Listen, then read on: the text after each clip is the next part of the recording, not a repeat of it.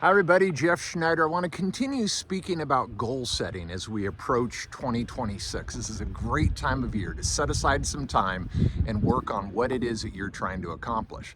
And again, for many of us, this is going to come down to a monetary goal, especially if you're in sales or you're an entrepreneur. How much money do you want to make next year? How much do you want to accumulate? Things like that. But I encourage you to think about what the money means to you. So I had a Sandler coach, Rich Levinson, years ago, and Rich was kind of my sensei. He was my guru, former Sandler franchisee in Michigan.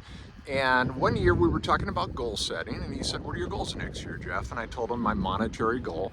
And he said, "Do you know what you intend to do with the money?" I said, "No." And he said, "So if I could show up on January 1st with an armored truck and just deliver the money to you, can you just describe to me what you do with it?" I said, "Not really." He said, "Then you can't have it." I was like, "Oh, that's a really important point there, Rich. Money is just a concept. This is something us human beings invented, that paper or cocoa beans or shells equals currency, right?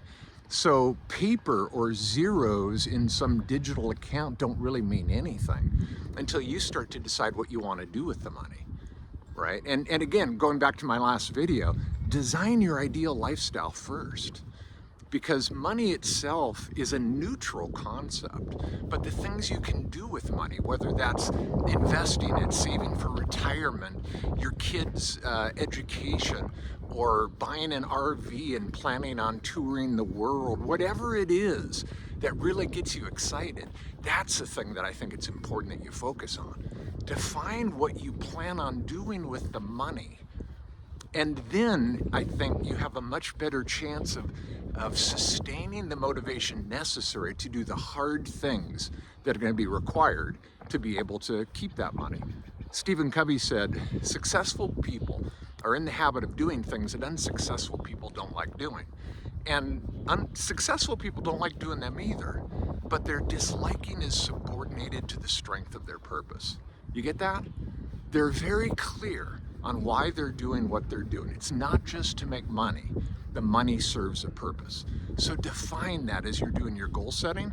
And my prediction is you're going to have a much higher likelihood of accomplishing your goal. Hey, thanks for watching.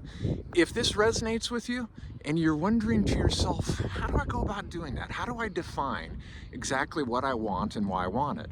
Let's set up a coaching session. First one's free. Good selling.